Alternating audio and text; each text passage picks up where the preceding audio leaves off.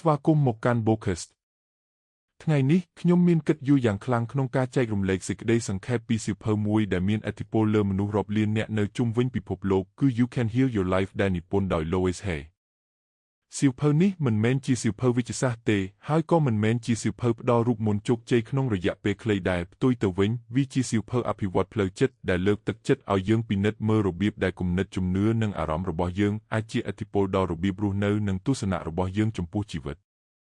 Louise Hay ជាអ្នកនិពន្ធនិងអ្នកបណ្ដុះបណ្ដាលផ្នែកអភិវឌ្ឍខ្លួនឯងនៅក្នុងជីវិតរបស់នាងបានជួបប្រទះការលំបាកជាច្រើនរួមទាំងភាពក្រីក្រការរំលោភបំពានក្នុងវ័យកុមារនិងបញ្ហាសុខភាពបទពិសោធន៍ទាំងនេះបានជំរុញឲ្យនាងសិក្សាពីទំនាក់ទំនងរវាងគំនិតអារម្មណ៍និងការរស់នៅសារសំខាន់បំផុតរបស់សៀវភៅនេះគឺអ្វីដែលយើងគិតអំពីខ្លួនឯងនិងជីវិតរបស់យើងអាចមានឥទ្ធិពលយ៉ាងខ្លាំងលើរបៀបដែលយើងរស់នៅ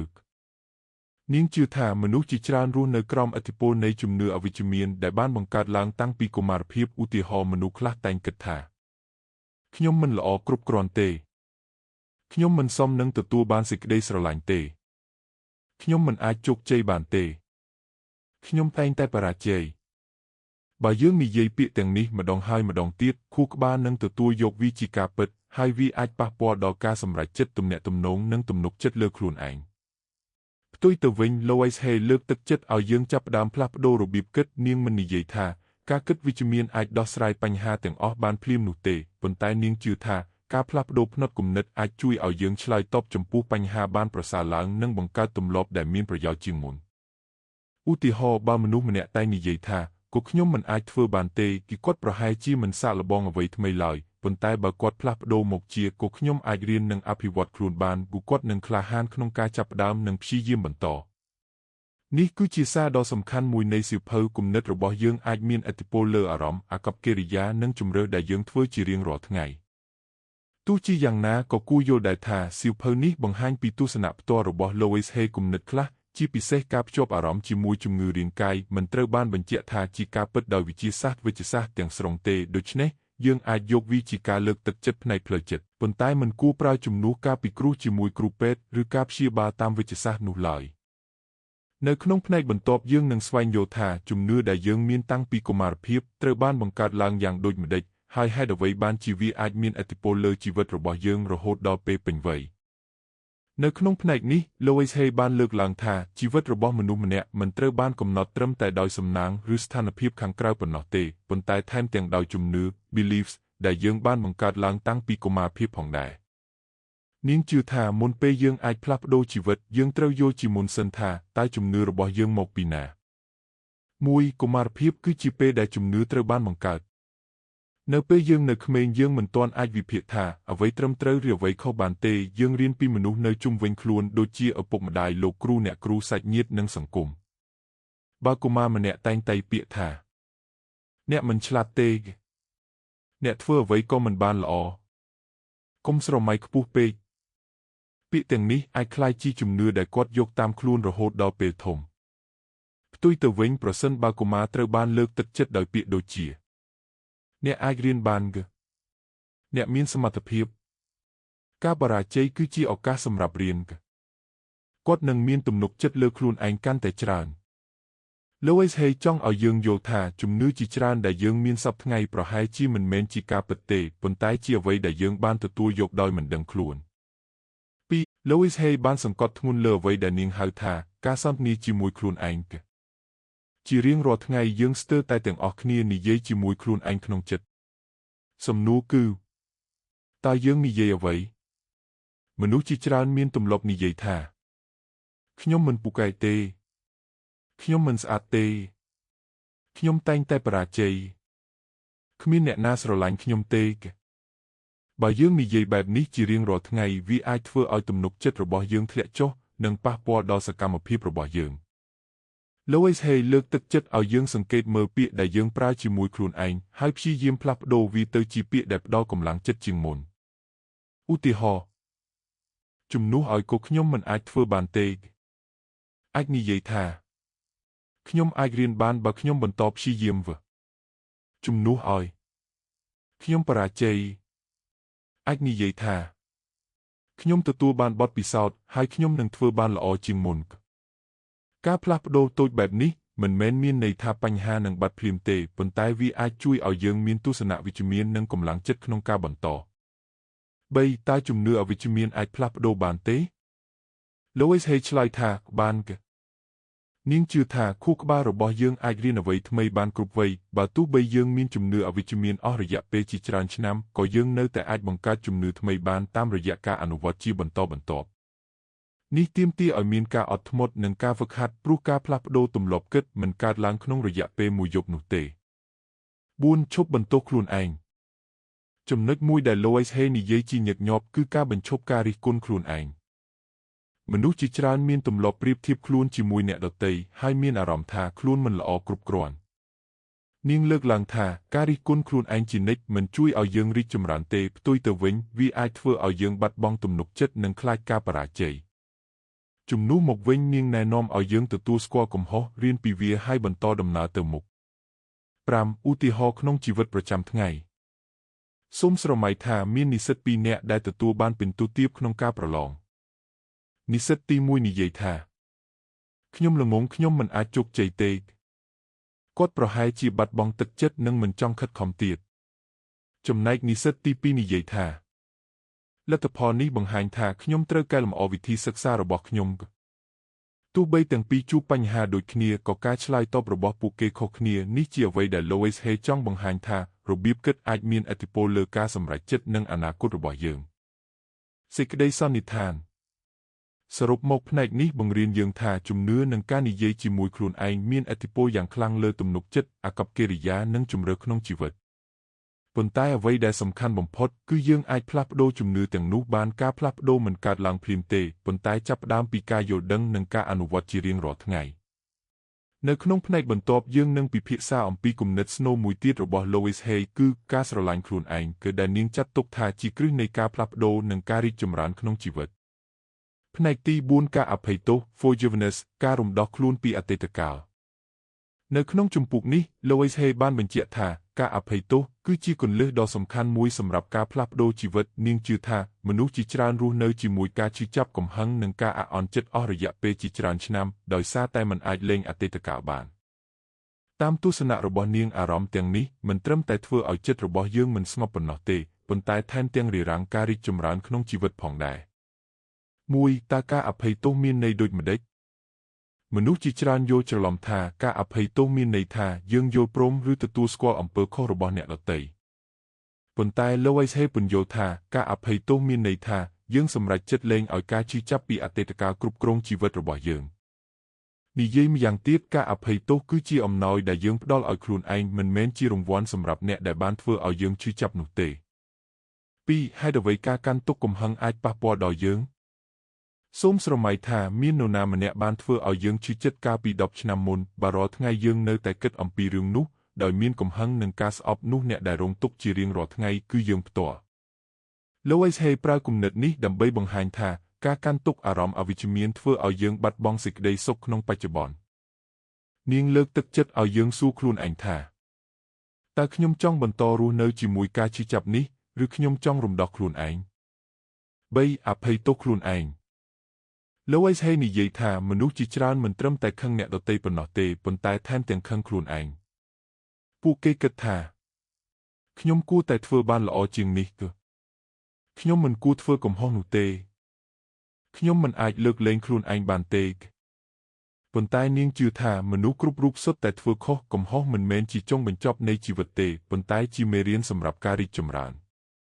ការអភ័យទោសខ្លួនឯងមិនមែនមានន័យថាយើងមិនទទួលខុសត្រូវចំពោះកំហុសទេផ្ទុយទៅវិញវាមានន័យថាយើងទទួលស្គាល់កំហុសរៀនពីវាហើយអនុញ្ញាតឲ្យខ្លួនឯងបន្តដំណើរទៅមុខ4ការអនុវត្តការអភ័យទោស Louise Hay បានណែនាំវិធីសាស្ត្រមួយចំនួនដើម្បីជួយមនុស្សអនុវត្តការអភ័យទោសឧទាហរណ៍សរសេរឈ្មោះមនុស្សដែលយើងនៅតែខឹងសរសេរអារម្មណ៍ដែលយើងកំពុងកាន់ទុក្ខសួរខ្លួនឯងថាតើការកាន់ទុក្ខអារម្មណ៍នេះកំពុងជួយឬកំពុងធ្វើឲ្យយើងរងទុក្ខសម្រាប់ចិត្តបន្តទៅមុខទោះបីការឈឺចាប់មិនបាត់ភ្លាមក៏ដោយនាងក៏ណែនាំឲ្យប្រើពាក្យអះអាងវិជ្ជមានដូចជាខ្ញុំជ្រើសរើសលែងអតីតកាលហើយបើកចិត្តទទួលយកសេចក្តីសុខ5ឧទាហរណ៍ក្នុងជីវិតសូមស្រមៃថាមានមិត្តភក្តិម្នាក់ធ្លាប់ក្បត់ការទុកចិត្តរបស់យើង យើងមានជំរឿពីរជំរឿទីមួយកាន់កំហឹងរហូតដោយនឹកឃើញរឿងនោះរាល់ថ្ងៃវាអាចធ្វើឲ្យយើងពិបាកទុកចិត្តមនុស្សថ្មីនិងរស់នៅជាមួយអារម្មណ៍អវិជ្ជមានជំរឿទីពីរទទួលស្គាល់ថារឿងនោះបានកើតឡើងរៀនពីបទពិសោធន៍ហើយសម្រេចចិត្តមិនឲ្យវាគ្រប់គ្រងអនាគតរបស់យើងLouis Hay ជឿថាជំរឿទីពីរនឹងជួយឲ្យយើងមានសន្តិភាពក្នុងចិត្តនិងអាចកសាងទំនាក់ទំនងថ្មីបានប្រសើរជាងមុន6ទស្សនៈដែលគួរយល់នៅទីនេះគួរបញ្ជាក់ថាការអភ័យទោសមិនមានន័យថាយើងត្រូវទទួលយកអំពើហិង្សាការរំលោភបំពានឬការប្រព្រឹត្តមិនត្រឹមត្រូវឡើយក្នុងជីវិតពិតមានស្ថានភាពដែលយើងត្រូវការពារខ្លួនការកំណត់ព្រំដែនឬស្វែងរកជំនួយពីគ្រួសារអ្នកជំនាញឬអាជ្ញាធរដូច្នេះការអភ័យទោសនិងការការពារខ្លួនអាចដើរទន្ទឹមគ្នាបានយើងអាចលែងកំហឹងដោយមិនចាំបាច់អនុញ្ញាតឲ្យអ្នកដទៃបន្តធ្វើបាបយើងសេចក្តីសន្និដ្ឋានសរុបមក Louis Hay ចង់បង្រៀនថាការអភ័យទោសគឺជាដំណើរការនៃការរំដោះខ្លួនពីបន្ទុកផ្លូវចិត្តវាមិនមែនជាការលុបបំបាត់អតីតកាលឬការបដិសេធការឈឺចាប់នោះទេប៉ុន្តែជាការជ្រើសរើសមិនឲ្យអតីតកាលគ្រប់គ្រងជីវិតរបស់យើងនៅពេលយើងអាចអភ័យទោសអ្នកដទៃនិងអភ័យទោសខ្លួនឯងយើងនឹងមានកន្លែងសម្រាប់សេចក្តីសុខការលូតលាស់និងឱកាសថ្មីក្នុងជីវិតនៅក្នុងផ្នែកបន្ទាប់យើងនឹងសិក្សាអំពីទំនាក់ទំនងរវាងចិត្តនិងរាងកាយ Mind Body Connection និងការប្រើ Positive Affirmations ដែលជាគំនិតល្បីបំផុតរបស់ Louis Hay ផ្នែកទី3ការស្រឡាញ់ខ្លួនឯង Self-Love គ្រឹះនៃការផ្លាស់ប្ដូរជីវិតនៅក្នុងជំពូកនេះ Louis Hay បាននិយាយថាប្រសិនបើយើងត្រូវជ្រើសរើសគោលគំនិតតែមួយដែលអាចផ្លាស់ប្ដូរជីវិតបាននោះគឺការស្រឡាញ់ខ្លួនឯងនាងជឿថាមនុស្សជាច្រើនខិតខំស្វែងរកសេចក្តីស្រឡាញ់ពីអ្នកដទៃការទទួលស្គាល់ពីសង្គមឬភាពជោគជ័យក្នុងការងារប៉ុន្តែពួកគេភ្លេចថាមូលដ្ឋានសំខាន់បំផុតគឺការទទួលយកនិងការស្រឡាញ់ខ្លួនឯង1តើការស្រឡាញ់ខ្លួនឯងមានន័យដូចម្តេចLouis Hay ពន្យល់ថាការស្រឡាញ់ខ្លួនឯងមិនមែនមានន័យថាយើងគិតថាខ្លួនឯងល្អជាងអ្នកដទៃឬមានអំណួតនោះទេផ្ទុយទៅវិញវាមានន័យថាទទួលយកខ្លួនឯងដូចដែលយើងមានទទួលស្គាល់ទាំងចំណុចខ្លាំងនិងចំណុចខ្សោយ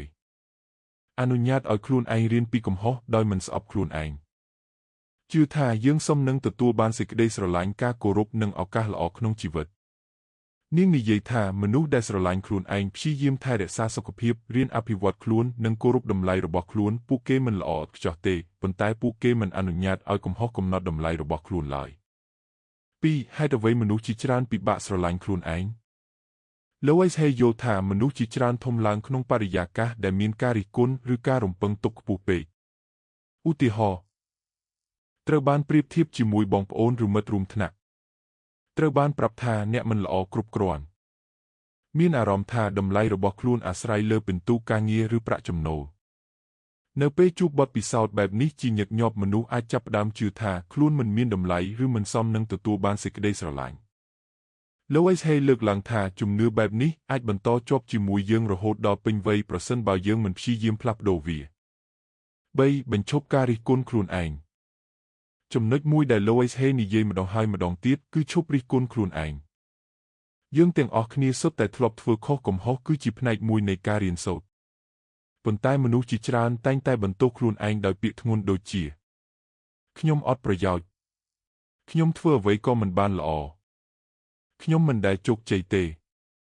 Louis Hay ជឿថាពាក្យទាំងនេះមិនជួយឲ្យយើងប្រសើរឡើងទេផ្ទុយទៅវិញវាធ្វើឲ្យយើងបាត់បង់ទំនុកចិត្តនិងមិនហ៊ានសាកល្បងអ្វីថ្មីនាងណែនាំឲ្យយើងផ្លាស់ប្ដូរពីការរិះគន់ទៅជាការលើកទឹកចិត្តខ្លួនឯងដូចជាអ្វីដែលយើងនឹងនិយាយទៅកាន់មិត្តភក្តិដែលកំពុងជួបការលំបាក4ថែរក្សាខ្លួនឯងគឺជាទម្រង់មួយនៃការស្រឡាញ់ខ្លួនឯងLouis Hay បានបញ្ជាក់ថាការស្រឡាញ់ខ្លួនឯងមិនមែនមានតែការគិតវិជ្ជមានប៉ុណ្ណោះទេប៉ុន្តែត្រូវបង្ហាញតាមរយៈសកម្មភាពផងដែរឧទាហរណ៍ទទួលទានអាហារដែលមានប្រយោជន៍គេងឲ្យបានគ្រប់គ្រាន់ហាត់ប្រាណជាប្រចាំចំណាយពេលសម្រាករៀនជំនាញថ្មីនាងជឿថាសកម្មភាពតូចទាំងនេះគឺជាការបង្ហាញថាយើងគោរពនិងឲ្យតម្លៃខ្លួនឯង5កញ្ចក់និងការអាំងវិជ្ជមាន Mirror Work លំហាត់ដ៏ល្បីមួយក្នុងសៀវភៅនេះគឺការឈរមុខកញ្ចក់ហើយនិយាយពាក្យវិជ្ជមានទៅកាន់ខ្លួនឯងឧទាហរណ៍ខ្ញុំទទួលយកខ្លួនឯង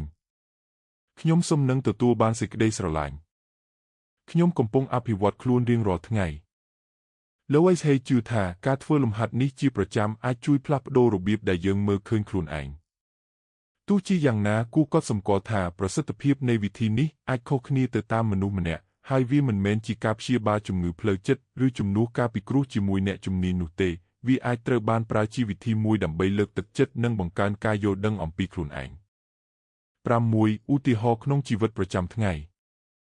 សូមស្រមៃថាមានបុគ្គលិកម្នាក់ត្រូវបានមេដឹកនាំកែតម្រូវលើការងារបើគាត់មិនស្រឡាញ់ខ្លួនឯងគាត់អាចគិតថាខ្ញុំគ្មានសមត្ថភាពទេខ្ញុំមិនសមធ្វើការនេះឡើយប៉ុន្តែបើគាត់មានទស្សនៈវិជ្ជមានចំពោះខ្លួនឯងគាត់អាចគិតថាមតិកែលម្អនេះជាឱកាសឲ្យខ្ញុំរៀននិងអភិវឌ្ឍខ្លួនខ្ញុំមិនល្អឥតខ្ចោះទេប៉ុន្តែខ្ញុំអាចប្រសើរឡើងបានយើងអាចឃើញថាព្រឹត្តិការណ៍ដូចគ្នាអាចនាំឲ្យមានលទ្ធផលខុសគ្នាដោយអាស្រ័យលើរបៀបដែលយើងមើលឃើញខ្លួនឯងសេចក្តីសន្និដ្ឋានសរុបមក Louis Hay ចង់ឲ្យយើងយល់ថាការស្រឡាញ់ខ្លួនឯងមិនមែនជាភាពអាត្មានិយមទេប៉ុន្តែជាការទទួលស្គាល់តម្លៃរបស់ខ្លួននិងការប្រព្រឹត្តចំពោះខ្លួនឯងដោយភាពគោរពនិងមេត្តានៅពេលយើងឈប់រិះគន់ខ្លួនឯងចាប់ផ្ដើមទទួលយកកំហុសនិងបន្តអភិវឌ្ឍខ្លួនយើងនឹងមានទំនុកចិត្តកាន់តែច្រើននិងមានកម្លាំងក្នុងការប្រឈមមុខនឹងបញ្ហាជីវិត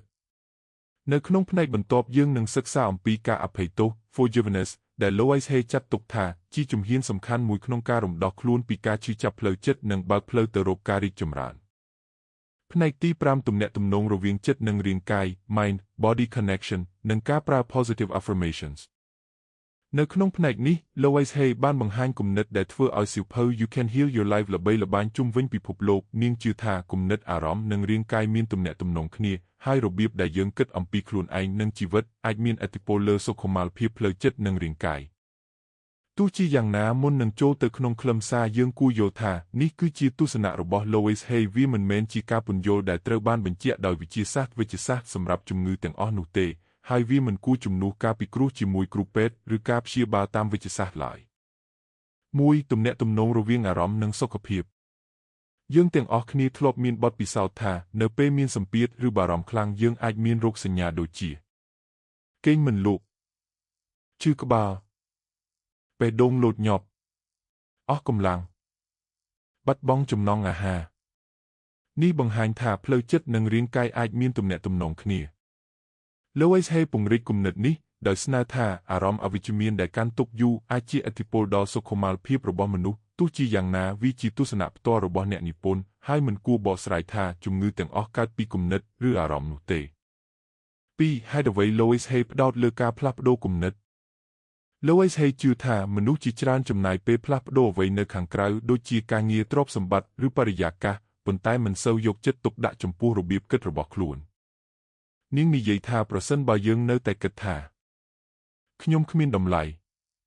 ខ្ញុំមិនអាចជោគជ័យបានទេគ្មាននរណាស្រឡាញ់ខ្ញុំទេទោះបីស្ថានភាពខាងក្រៅផ្លាស់ប្ដូរយ៉ាងណាក៏ដោយយើងក៏អាចនៅតែមានអារម្មណ៍មិនសប្បាយចិត្តដែរដូច្នេះនាងលើកទឹកចិត្តឲ្យយើងចាប់ផ្ដើមពីការផ្លាស់ប្ដូរគំនិតនិងទម្លាប់ក្នុងការនិយាយជាមួយខ្លួនឯង 3. តើ Positive Affirmations គឺជាអ្វី Positive Affirmations គឺជាប្រយោគវិជ្ជមានដែលយើងនិយាយឬរំលឹកខ្លួនឯងជាប្រចាំដើម្បីជួយបង្កើតទស្សនៈដែលមានសុខភាពល្អនិងជំរុញទំនុកចិត្តលើខ្លួនឯង Louis Hay មិនបានចាត់ទុកវាជាវេទមន្តដែលអាចធ្វើឲ្យអ្វីកើតឡើងភ្លាមទេផ្ទុយទៅវិញនាងជឿថាការធ្វើវាជាប្រចាំអាចជួយឲ្យយើងផ្លាស់ប្ដូរទម្លាប់នៃការគិតបន្តិចម្ដងឧទាហរណ៍ខ្ញុំស្រឡាញ់និងទទួលយកខ្លួនឯងខ្ញុំកំពុងរីកចម្រើនជារៀងរាល់ថ្ងៃខ្ញុំមានសមត្ថភាពរៀនអ្វីថ្មីខ្ញុំសុំនឹងទទួលបានសេចក្តីសុខនិងឱកាសល្អ 4. ហេតុអ្វីការនិយាយវិជ្ជមានអាចមានប្រយោជន៍សូមស្រមៃថាមនុស្សម្នាក់និយាយថាខ្ញុំមិនអាចធ្វើបានទេជារៀងរាល់ថ្ងៃបន្តិចម្ដងគាត់អាចបាត់បង់ទំនុកចិត្តហើយមិនហ៊ានសាកល្បងអ្វីថ្មីប៉ុន្តែបើគាត់ផ្លាស់ប្ដូរមកជាខ្ញុំប្រហែលមិនទាន់ចេះប៉ុន្តែខ្ញុំអាចរៀនបានគាត់ប្រហែលជាមានកម្លាំងចិត្តក្នុងការព្យាយាមនិងទទួលយកការបរាជ័យជាផ្នែកមួយនៃការរៀនសូត្រនេះគឺជាចំណុចដែល Louis Hay ចង់បង្ហាញពាក្យដែលយើងនិយាយជាមួយខ្លួនឯងអាចមានឥទ្ធិពលលើអាកប្បកិរិយានិងការសម្រេចចិត្តរបស់យើង 5. របៀបអនុវត្ត Positive Affirmations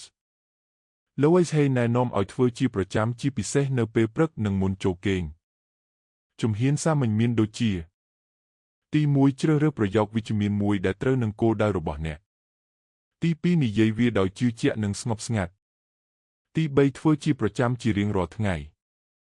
ទី4ភ្ជាប់ការអះអាងវិជ្ជមានជាមួយសកម្មភាពពិតប្រាកដឧទាហរណ៍បើអ្នកនិយាយថាខ្ញុំចង់មានសុខភាពល្អអ្នកក៏គួរហាត់ប្រាណគេងឲ្យគ្រប់គ្រាន់និងទទួលទានអាហារមានប្រយោជន៍ផងដែរនិយាយម្យ៉ាងទៀត affirmations មិនអាចជំនួសសកម្មភាពបានទេប៉ុន្តែវាអាចជួយជំរុញទឹកចិត្តឲ្យយើងធ្វើសកម្មភាពទាំងនោះ6ឧទាហរណ៍ក្នុងជីវិតពិតសូមស្រមៃថាមាននិស្សិតម្នាក់ដែលខ្លាចការឡើងនិយាយមុខថ្នាក់រាល់ថ្ងៃគាត់និយាយថាខ្ញុំឡើងនិយាយមិនបានទេជំនឿនេះធ្វើឲ្យគាត់កាន់តែភ័យប៉ុន្តែបើគាត់ផ្លាស់ប្ដូរមកជាខ្ញុំអាចកែលម្អជំនាញនិយាយរបស់ខ្ញុំបានរាល់ការហាត់ម្ដងធ្វើឲ្យខ្ញុំកាន់តែប្រសើរហើយគាត់ហាត់និយាយជាប្រចាំទំនុកចិត្តរបស់គាត់នឹងកើនឡើងបន្តិចម្ដងនៅទីនេះយើងឃើញថាការគិតវិជ្ជមាននិងការអនុវត្តជាក់ស្ដែងត្រូវដើរទន្ទឹមគ្នា7ចំណុចដែលគួរមានតុល្យភាពជាចុងក្រោយយើងគួរមើលគំនិតរបស់ Louise Hay ដោយមានតុល្យភាព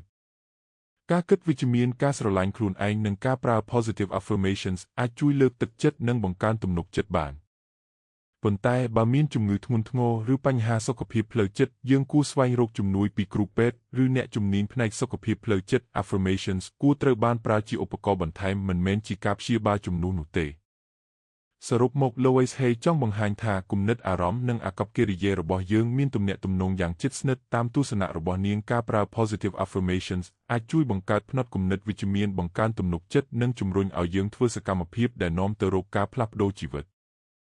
នៅក្នុងផ្នែកបន្ទាប់យើងនឹងពិភាក្សាអំពីទំនាក់ទំនងសេចក្តីស្រឡាញ់ការងារភាពជោគជ័យនិងទស្សនៈរបស់ Louise Hay ចំពោះភាពសម្បូរបែប prosperity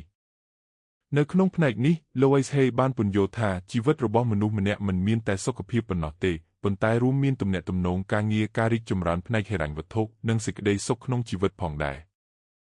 នាងជឿថារបៀបដែលយើងគិតអំពីខ្លួនឯងនឹងជះឥទ្ធិពលដល់របៀបដែលយើងតាក់ទងជាមួយអ្នកដទៃនិងរបៀបដែលយើងចាប់យកឱកាសក្នុងជីវិត1ទំនាក់ទំនងចាប់ផ្ដើមពីទំនាក់ទំនងជាមួយខ្លួនឯង Louiseទំនាក់ទំនងដែលសំខាន់បំផុតក្នុងជីវិតគឺទំនាក់ទំនងរបស់អ្នកជាមួយខ្លួនឯងមនុស្សជាច្រើនចង់ឲ្យអ្នកដទៃស្រឡាញ់និងគោរពខ្លួនប៉ុន្តែពេលខ្លះពួកគេមិនទាន់ស្រឡាញ់និងគោរពខ្លួនឯងផងនាងជឿថាប្រសិនបើយើងតែងតែរិះគន់ខ្លួនឯងមើលងាយខ្លួនឯងឬគិតថាខ្លួនគ្មានតម្លៃនោះយើងអាចពិបាកក្នុងការកសាងទំនាក់ទំនងដែលមានសុខភាពល្អជាមួយអ្នកដទៃផ្ទុយទៅវិញនៅពេលយើងទទួលយកខ្លួនឯងយើងនឹងអាចគោរពអ្នកដទៃស្ដាប់គ្នានិងដោះស្រាយបញ្ហាដោយសន្តិវិធីបានកាន់តែប្រសើរ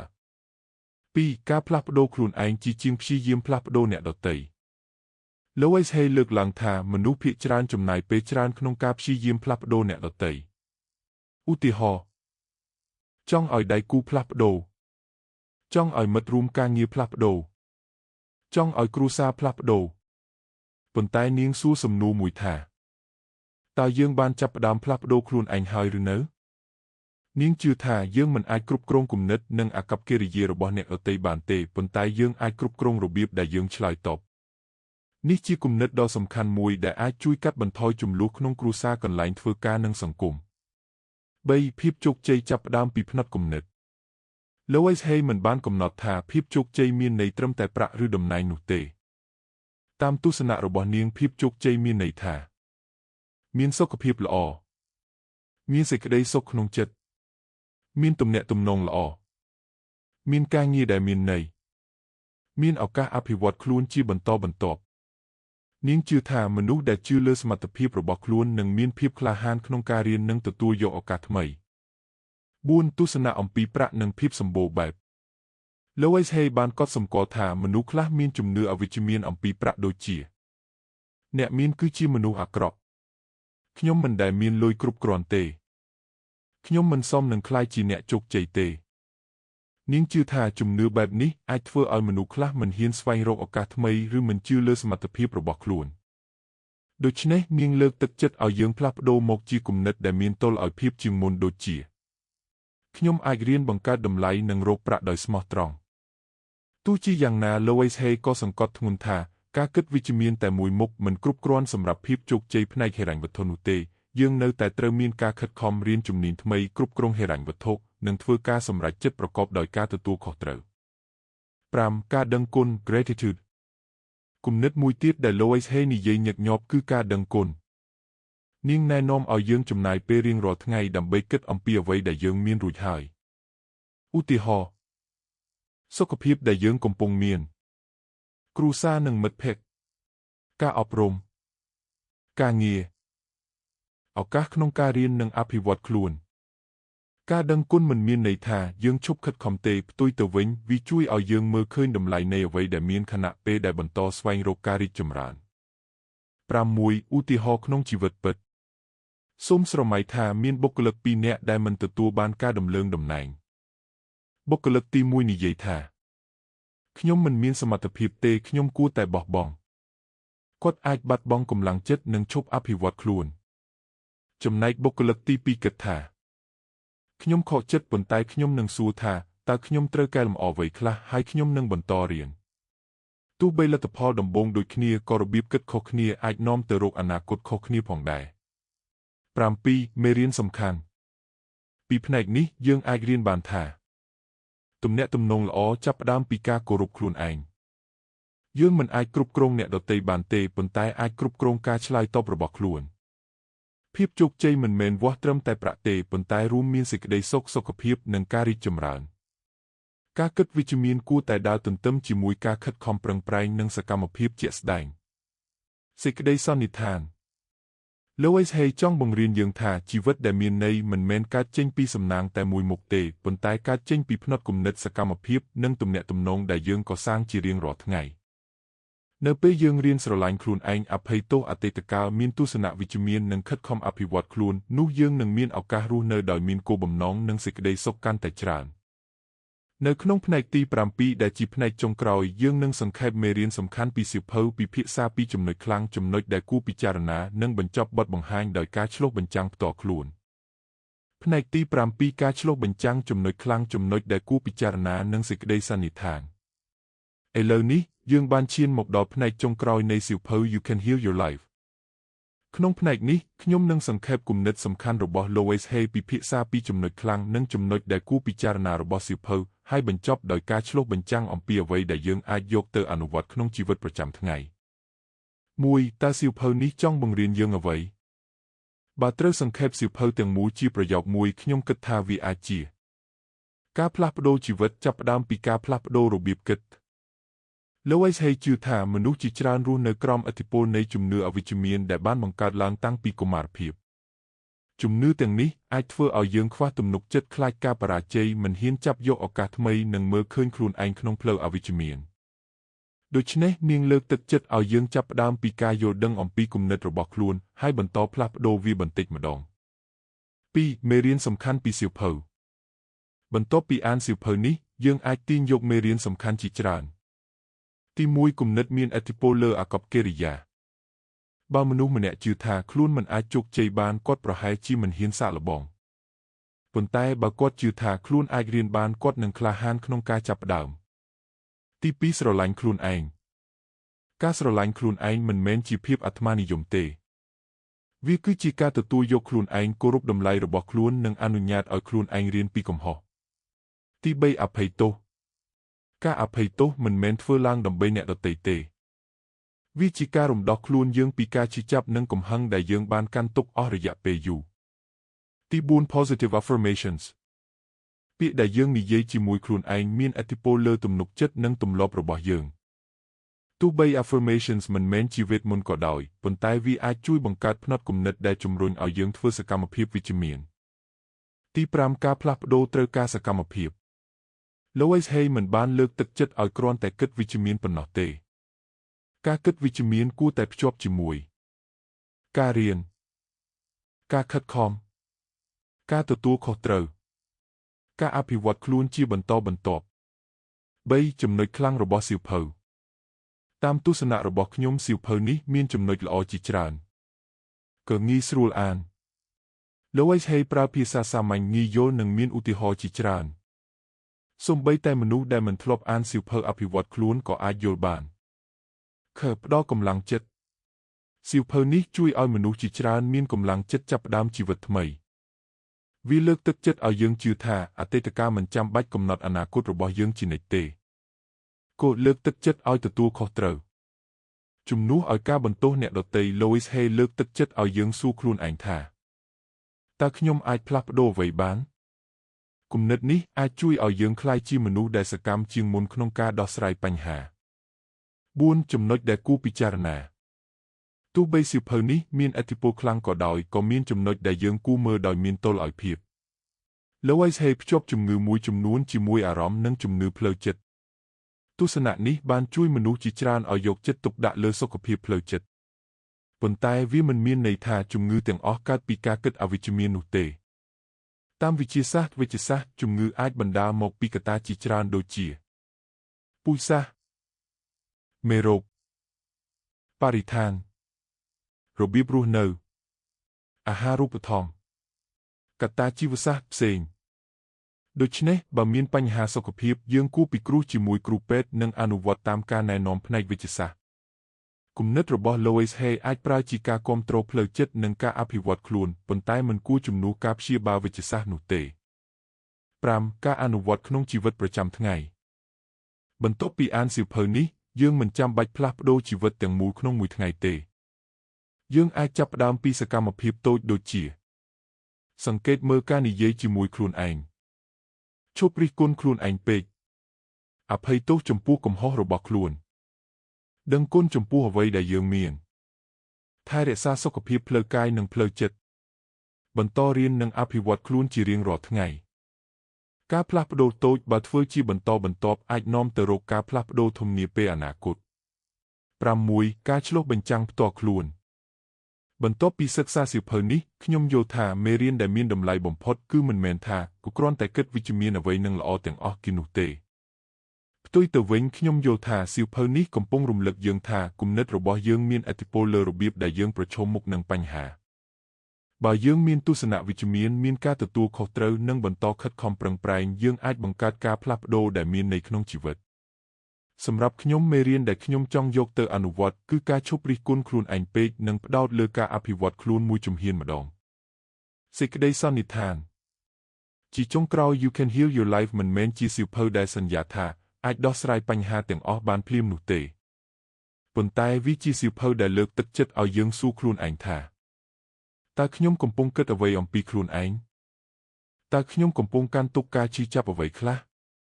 តើខ្ញុំអាចផ្លាស់ប្ដូរអ្វីបានចាប់ពីថ្ងៃនេះបើទោះបីជាយើងមិនយល់ស្របជាមួយគ្រប់គំនិតនៅក្នុងសៀវភៅក៏ដោយក៏យើងនៅតែអាចយកមេរៀនជាច្រើនមកអនុវត្តបានដូចជាការស្រឡាញ់ខ្លួនឯងការអភ័យទោសការដឹងគុណនិងការទទួលខុសត្រូវចំពោះជីវិតរបស់ខ្លួនសូមអរគុណលោកគ្រូអ្នកគ្រូនិងមិត្តភ័ក្តិទាំងអស់ដែលបានយកចិត្តទុកដាក់ស្ដាប់បទបង្ហាញរបស់ខ្ញុំសង្ឃឹមថាការចែករំលែកនេះនឹងផ្ដល់ជាគំនិតល្អសម្រាប់ការអភិវឌ្ឍខ្លួននិងការរស់នៅប្រកបដោយសុភមង្គលសូមអរគុណ